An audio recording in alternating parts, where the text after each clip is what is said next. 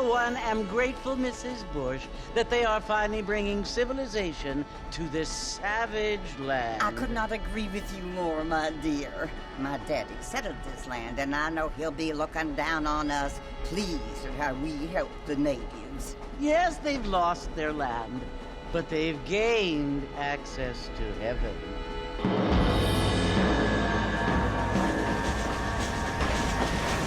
But, Father, do you mean unless an innocent receives communion, they're destined to go to hell? It hardly seems fair. What I mean to say, Jenny, is that there is a great deal of difference between an innocent and a savage. I never thought of it that way. Yes, they lived like animals, but they're happier now.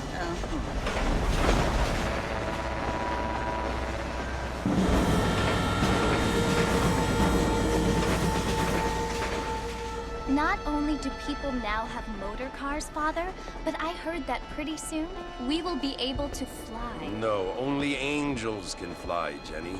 No, apparently people can fly. Didn't you hear? Out in Kansas, a man even got a car to fly. I hardly think so, Jenny.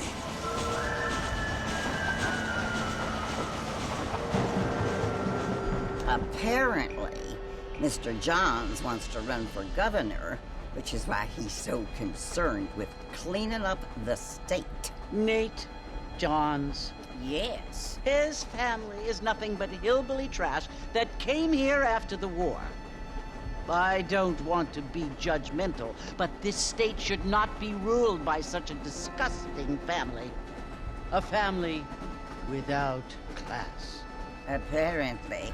The Johns family have made a lot of money, and he has a lot of friends in politics. Mrs. Bush, money isn't everything. There are many things that money cannot buy. It seems that money can buy voters, though.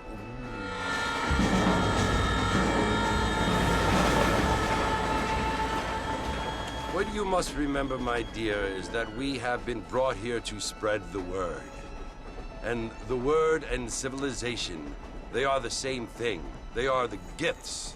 It is the opportunity we have, the chance to live among people who are decent and who do not kill each other, and who let you worship in peace.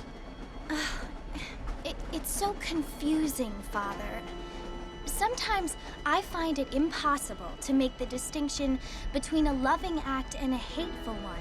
I mean, they often seem to be the same thing. Yes, Jenny, it is confusing. But you only have to ask me if you need help. Indeed. Well, here we are, Mrs. Bush. Armadillo.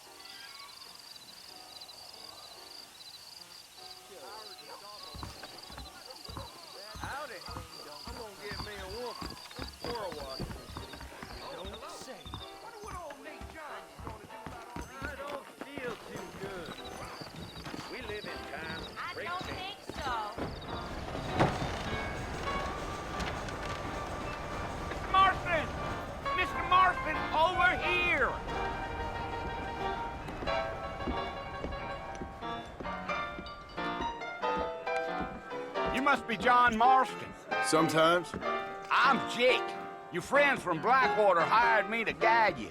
They ain't my friends, but pleased to meet you, Jake. I got the horses saddled up and ready out front.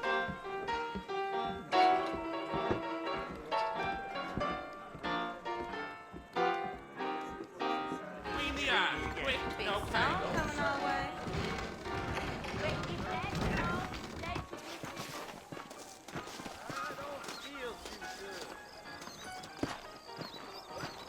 You ain't gonna find sturdier horses than these in all of New Ulster. But they darn well never arrive. If you say so. Take it easy until we're out of town. Ain't no point in causing a ruckus. Come on. Oh, no.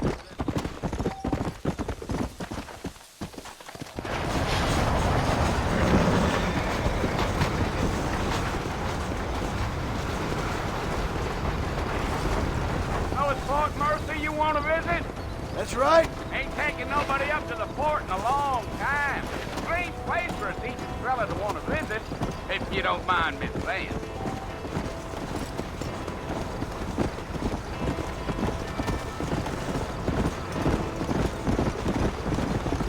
Come on. Are you planning on spending any time in Armadillo, Mr. Marston? I doubt it. I ain't planning on staying very long. Well, if you're fixing for some female company, you can do a lot worse than Armadillo.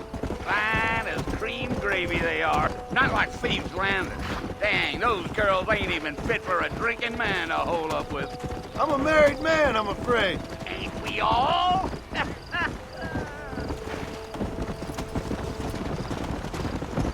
Yeah, yeah. Whoa, whoa. Yeah. Oh, it was the marshal who hired me. Lee Johnson. Do you know him? I think I heard his name. Says he got a telegram from some Blackwater fig bugs asking for a guide. I guess it's none of my business. That's right.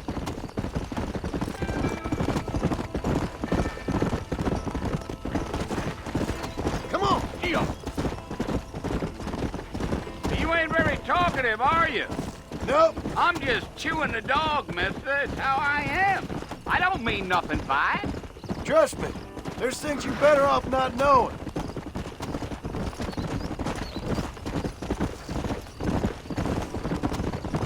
Come on. You don't look much like no Blackwater fella.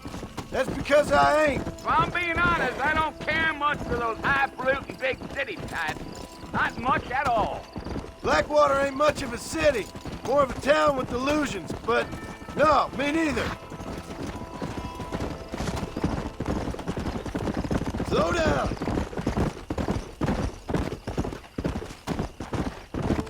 A fella told me he was out in Blackwater a few months back and saw one of them newfangled carriages without horses. Is that so? And you wind them up like a clock.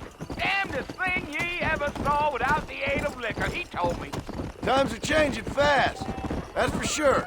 I'll tell you, Mr. Marston, those coyotes eat better than I do. Let's go. Almost there, Mr. Marston. Just over this hill.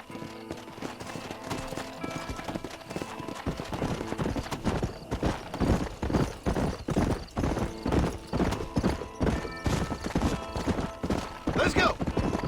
Whoa! Come. Listen, mister. This here's what's left of Fort Mercer. Some gang rode in and took the place over. So I understand. This is where we part ways, friend. You have yourself a good time.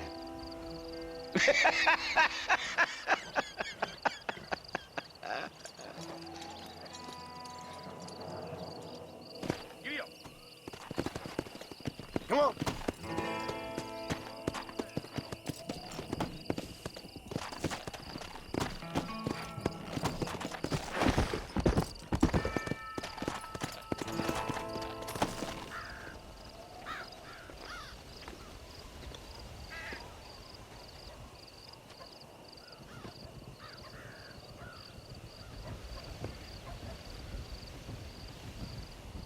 Bill! Bill, I've come for you! Bill Williamson! Come out here right now! Go away now, John. Don't make me kill you. Nobody needs to kill anyone, Bill. You must think I was born yesterday. You always did think I was an idiot. That ain't fair, Bill. You were as my brother. I've come to try to save you. Oh. Do I look like I need saving? Bill, please. They want to kill us all. I can help you. Well, you never tried to save me before. You only seemed to save yourself. Bill, I implore you think about this. You implore me? You implore me. You always were one for fancy words. Oh. Well, things are different now, John. Now I'm in charge! No more Dutch! And no more you. Implores. I implores you to go back and tell them to send someone just a little bit more impressive next time. Well? Oh. Poor John.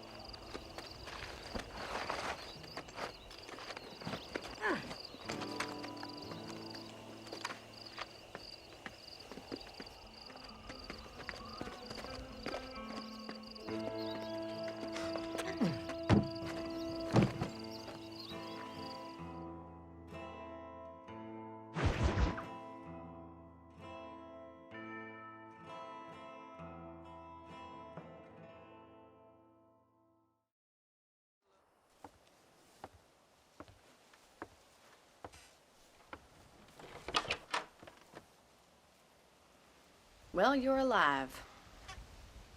So it would seem. So, how do you feel? I don't know the polite word for it. I do. Stupid is the word we use around here. What were you doing? I was doing something stupid. Well, you'll be okay. Once you didn't die, the doctor said you'd be fine. He got the bullets out a couple days ago. Good. It cost us $15. I'm sorry, madam. Should have left me there to die. Did you want to die? I mean, was that it? Was that why you went straight out to Fort Mercer and picked a fight with the worst bandit in the county? To die, Mr. Mr. Marston. John Marston. Bonnie McFarland. Miss Bonnie McFarland. Well, you may be right, Miss McFarland. I don't know. So what were you doing? Trying to give Mr. Williamson a chance. For old time's sake. You know Bill Williamson? Knew him. Long time ago. Well, what was he like? Dumb. Just like you. Thank you, miss. See my hat? I have. And, what will you do now? Now I'm gonna take my time and go after him the less kind way. Well, that sounds very fun, Mr. Marston. Quite heroic, just like in those penny dreadfuls my brother used to read. Meanwhile, if you'll excuse me, I've got a ranch to run. Of course, if you're feeling better, why not take a ride with me later? Help me patrol the perimeter. You can earn back some of that money we wasted on doctor's bills. Of course. And thank you for saving my life, I mean. Next time, Mr. Marston, I strongly recommend you don't try to lose it quite so earnestly. I'll bear that in mind.